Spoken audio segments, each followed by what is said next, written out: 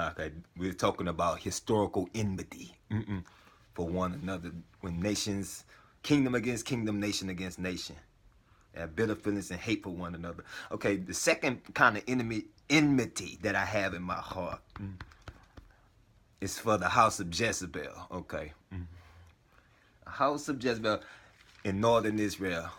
Ahab in the Bible was king of northern Israel. Let's look at the chart right here.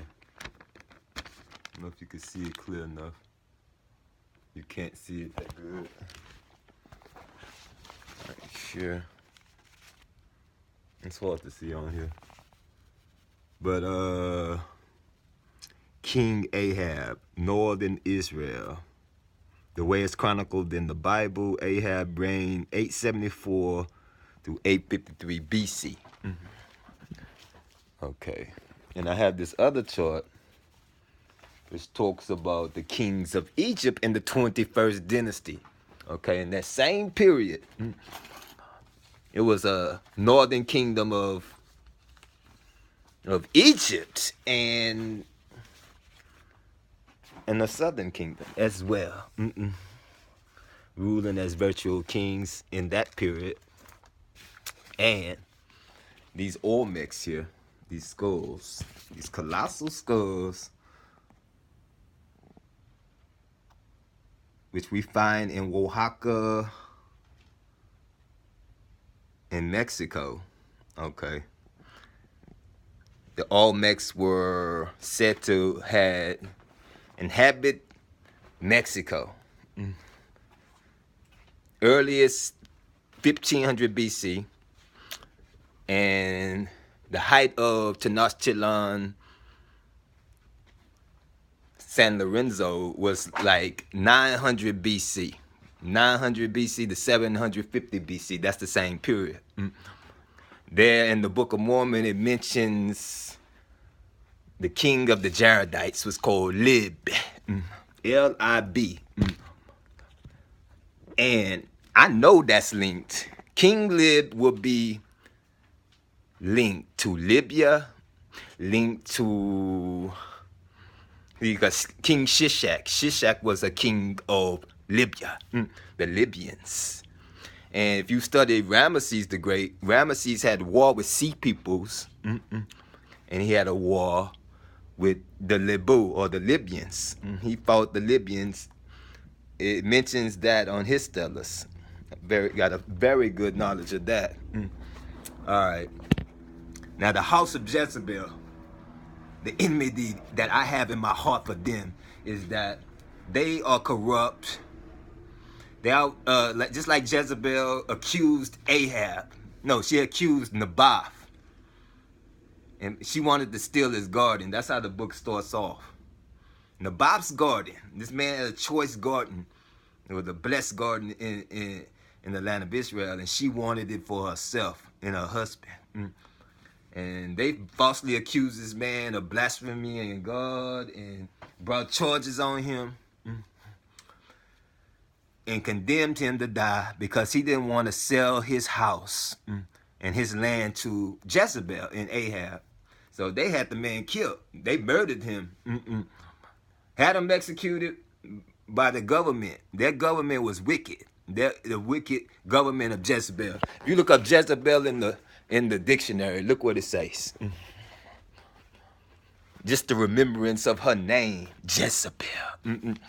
This is the enmity I have in my heart. And I'm going to explain more in detail Jezebel. Look what it says. In the Douay Bible, Jezebel, the wife of Ahab, king of Israel. 1 Kings 16:31. 2. A wicked, shameless, abandoned woman. That's what it means. Jezebel. Or Jezebelian or Jezebelish. It's to be like that. To be a shameless, abandoned woman. And very wicked. Okay. And that's what I believe is happening to these people in America, in the United States. Because the women are given authority over the house of men. Now the woman has authority in America. And they have taken the Godhead out the family, which is God giving the law of God to man. In the United States, these people don't live by the Ten Commandments no more. They don't know nothing about that.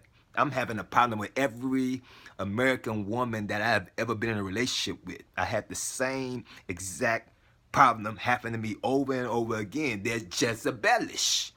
Like Jezebel. Wicked. You know, shameless, and then you want to abandon them and leave them alone because she doesn't mean you no good. She is trying to, these American women marry you for the wealth of a man. They don't marry you because I truly love you and we're soulmates. No, they marry men for their wealth. Because whatever he's worth. And then she wants it all for herself. She don't want to obey him. They don't want to obey the Godhead. She wants to do she wants to do only what she wants to do with her own self. I see this problem in America. It's just like in the Bible when, in the beginning, where Satan, in the form of a serpent, right, beguiled the first woman and told her, if she partakes in this forbidden thing, eat the forbidden fruit, you will become like God, knowing good and evil. See, and then they became like gods. A woman did. And she ate the forbidden thing. Her mind was opened up to know good and evil.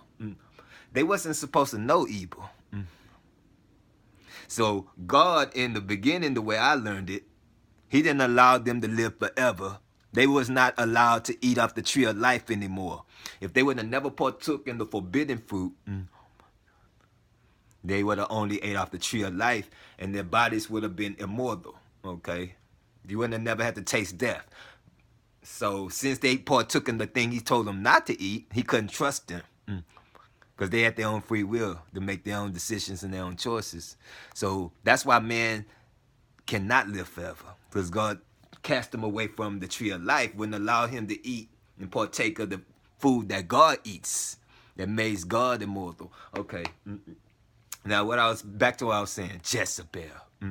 The Jezebelish people. I have enmity for those kind of women who have no love in their heart. They don't obey God. They're enemies of God. She thinks by herself she is God. She is the queen of heaven, and she can control and do anything she wants to do without obeying the voice of a man. I don't need no man. They ain't do what they daddy say. They don't care about their brothers, their husbands, or their even sons. They don't even care about their own sons. They'll sacrifice them for the wealth of the world, okay? In this European white man's world. I am experiencing this firsthand. That's what my enmity is for. This is what the problem has always been. It was an evil thing that happened to that woman Jezebel. In the Bible, you know. A very evil thing happened to her. So I don't want to dwell on that too much, but what I was saying is this is how they run the United States today. United States, on the $1 bill, it has the RCNI, and then it has the 13 colonies in the form of the Star of David. And that's who this land belongs to. Reformed Egyptians. That's what the Book of Mormon was talking about. And I was reading that, you know. But it's Hellenized, it's colonialized, it's a European translated something for their own liking. I believe that it's a translated document. It's partly true, but it's partly falsified too. And I always try to talk about that.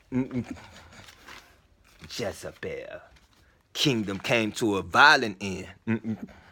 The whole household of Jezebel and Ahab's 70 members to his royal household came to an end by the hand of Jehu and the Syrians. Okay, just to make a long story short.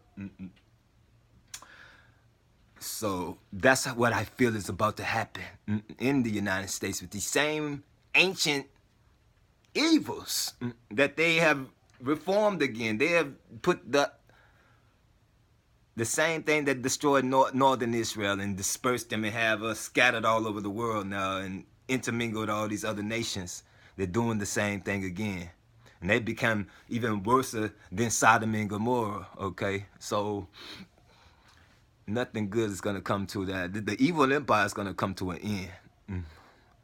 And the man of God of that time, in the time of Jezebel, was like Elijah. Elijah ascended to heaven. And he was no more. They didn't know what happened to him. He went to another, realm and ascended. Like an ascended master for doing what God says to do. Now, the evil thing that happened to Jezebel, she was thrown out of a tower, okay? She was pierced with a sword by Jehu. And then she was thrown out of the tower from a big building, and then the dogs ate her carcass, okay, and licked up her blood, and there was no part of her remaining left except her skull. That's the evil thing that happened to her in the end. Why? Because she murdered a man, had a man murdered because she wanted his garden. She wanted his house. She wanted to take over his property. He wouldn't sell it to her. And then she was responsible for the blood of the saints. Every righteous man who could read the word of God and testify the truth, because if you don't obey the 10 commandments, then the curse comes upon you. So when one of the prophets is going to speak the truth to you and tell you the bad thing that's going to happen for the evil you're doing, they don't want to hear that. Satan and all of the evil ones who have the devil in them, they cannot stand to hear the word of God. It's like a vampire and light. When the light comes, the vampire hits the road, Jack. They run for somewhere, a dark place they can hide at and do evil. And that's the same way these Jezebelish people are. When they hear the word of God, they hear the truth coming at them, oh man, they got to flee from it. They got to take out running from it. They can't handle the truth. And that's the problem I keep continuing to have with American women. In every relationship, I seem to get the same woman with the same kind of mindset. She can be black, she can be red, yellow, or white. But they all got that same Jezebelish mindset to try to only be with you when you have wealth and you're doing good. And then they want to take it from you. She don't want to, partake in your blessing and be with you. She wants you to give it all to her all at once, and then she's gone. Because she's going to flee from the word of God. When you start speaking the truth, they flee. They take out running. They can't stand to hear the truth about themselves. If I start talking the truth to her and telling her about this, they can't take it.